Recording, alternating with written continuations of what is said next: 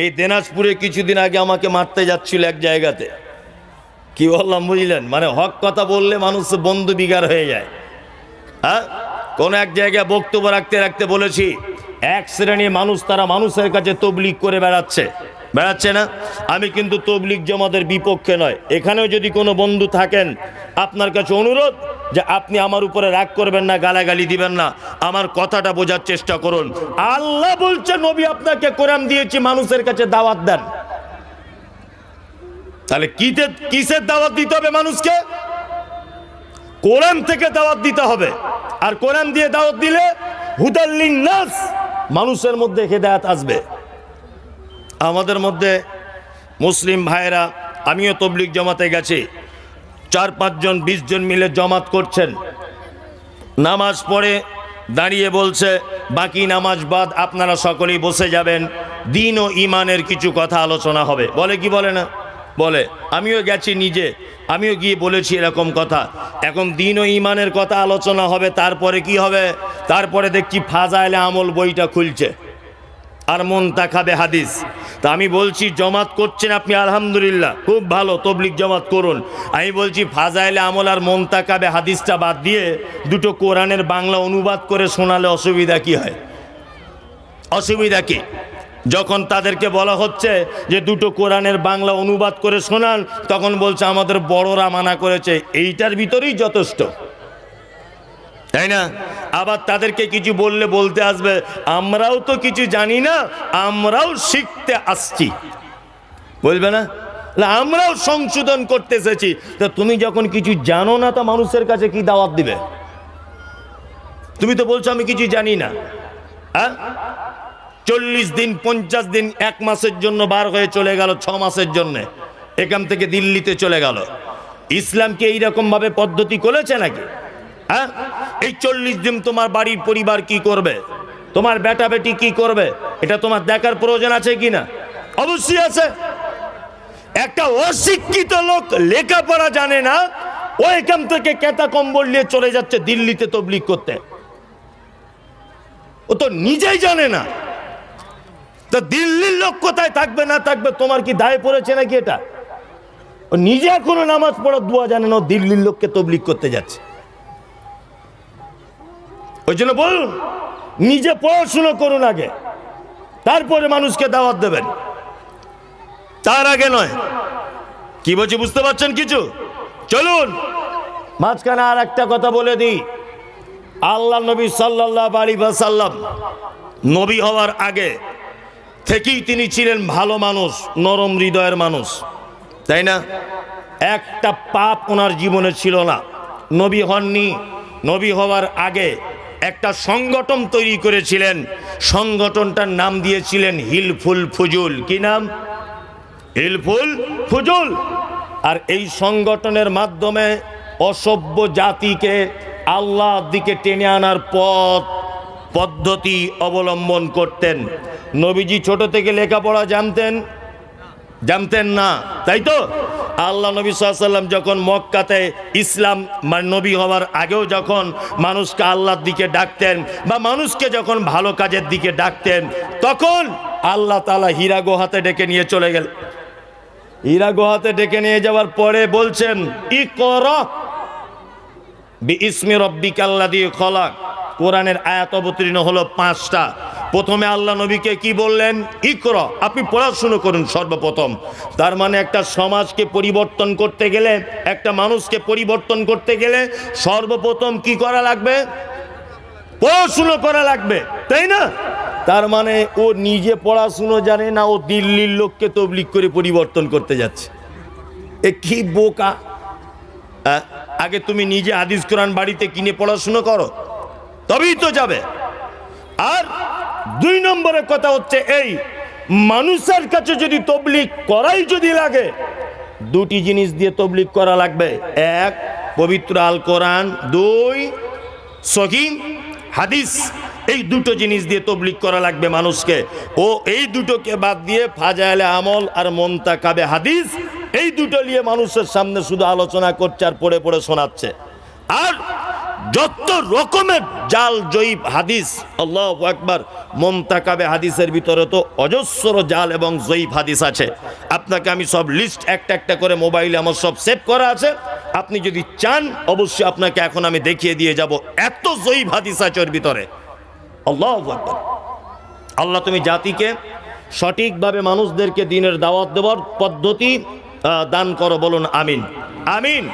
চলুন, আল্লাহ তাআলা তারপরে বলছেন দ্বীনের দাওয়াত দিতে গেলে আপনার উপরে বিপদ আসবে, আপনার উপরে বাধা আসবে।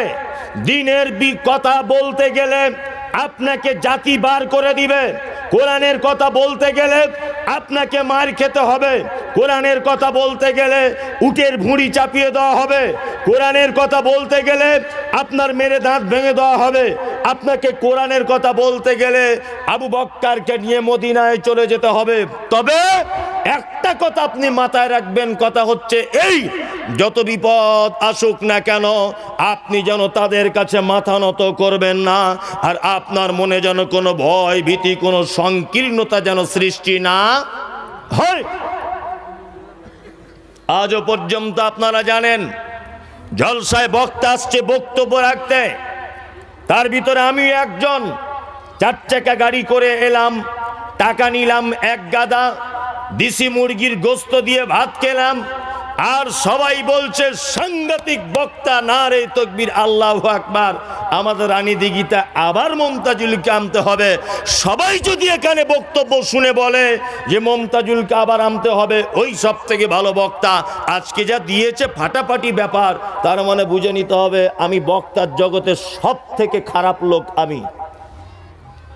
কারণ হচ্ছে এই, আমি বক্তব্য দেওয়ার পরে প্যান্ডেলে যত লোক আছে অর্ধেক ভাগ হয়ে যাবে, অর্ধেক লোক আমাকে মারার জন্য রাস্তায় রেডি হয়ে থাকবে, অর্ধেক লোক বলবে মমতাজুল ইসলাম যেটা বলেছে ভুল, আর অর্ধেক লোক বলবে মমতাজুল ইসলাম যেটা বলেছে এটা ঠিক।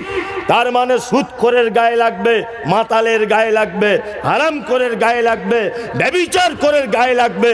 ব্যভিচার করো যদি বলে মমতাজুল ভালো বক্তা, হারাম করো যদি বলে মমতাজুল ভালো বক্তা, নামাজিও যদি বলে মমতাজুল ভালো বক্তা, তাহলে আমি হলাম বক্তা না, আমি হলাম আলু। সব তরকারিতে দেওয়া যায়। কি বললাম বুঝলেন? তার মানে একটা কথা বলে দিচ্ছি, শুনে রেখে দেন, কোরআনের কথা বললেই কিন্তু মানুষ দুটো দলে ভাগ হয়ে যাবে। যাবে না? যাবে। প্রমাণ, মুহাম্মদ সাল্লাল্লাহু আলাইহি ওয়াসাল্লাম মক্কা ছেড়ে চলে গিয়েছিলেন কোথায়? মদিনাতে। কেন?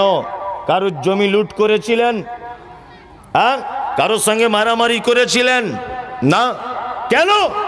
একটাই মাত্র কারণ, সেটা হচ্ছে তোমরা 360টা দেবদেবীর পূজা অর্চনা করো, এগুলো সব ভুয়ো মিথ্যা।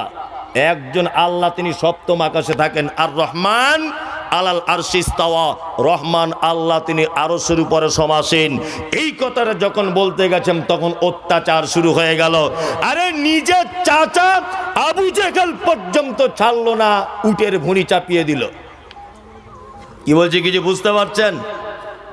হক কথা বললে কিন্তু বক্তা মার খাবে।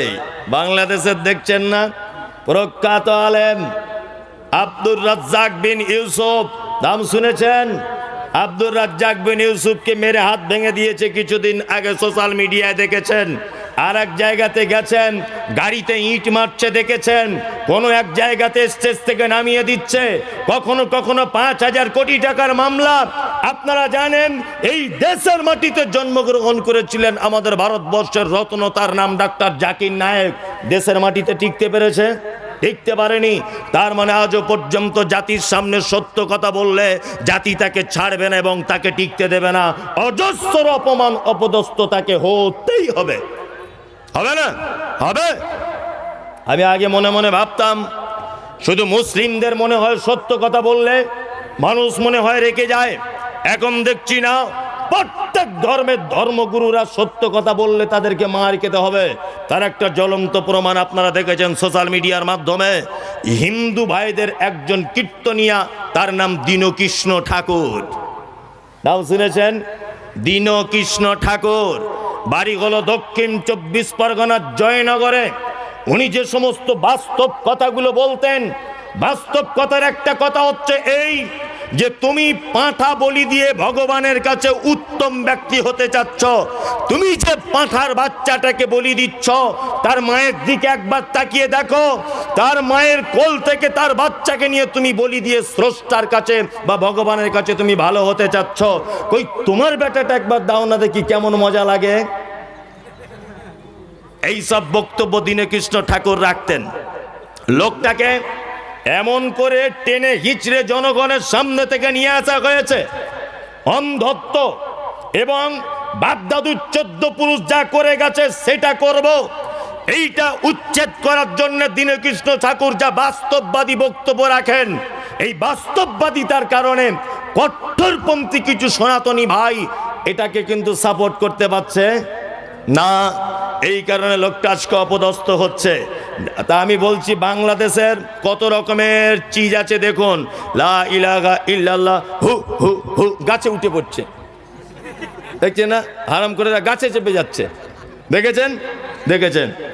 আচ্ছা এই দেখুন বাংলাদেশের বক্তব্য আপনাকে একটা বলি, আমরা কি বলি? বিসমিল্লাহির রহমানির রহিম বলি না? বিসমিল্লাহ, তাই তো? তার মানে শুরু করছি আল্লাহর নামে। বাংলাদেশের একজন হারামখোর বিসমিল্লাহর ব্যাখ্যা করতে গিয়ে বলছে বিসমি আল্লাহ, বিসমি আল্লাহ। তার মানে বিসমি আল্লাহ মানে, বিসমি আল্লাহ মানে রাতের অন্ধকারে নারী পুরুষ এক জায়গায় হয়ে মেয়েদের মেন্সের রক্ত, পুরুষ মানুষের বীর্য, এইগুলোকে এক জায়গায় করে বলছে 2 ফোঁটা করে খেতে হবে, কারণ বীজ মে আল্লাহ বলছে, মানে বীর্যতে আল্লাহ ব্যাখ্যা করছে। নাউজুবিল্লাহ। এদেরকে যদি ইন্ডিয়ায় হতো আর আমার হাতে যদি ক্ষমতা থাকতো না, পাছার চামড়া তুলে আমি গুঁড়ো লঙ্কা মাখিয়ে দিতাম। এত বড় হারাম করে এরা, এই যে এত বড় পেট মোটা, দাবি করে বসে আছে কি বলছে আমি নবীর বেটি ফতেমার স্বামী, আর মোহাম্মদ সাল্লাল্লাহু আলাইহি ওয়াসাল্লাম আমার শ্বশুর, নাম তার দেওয়ানবাগি, নাম শুনেছেন তো? হ্যাঁ, আল্লাহু আকবার।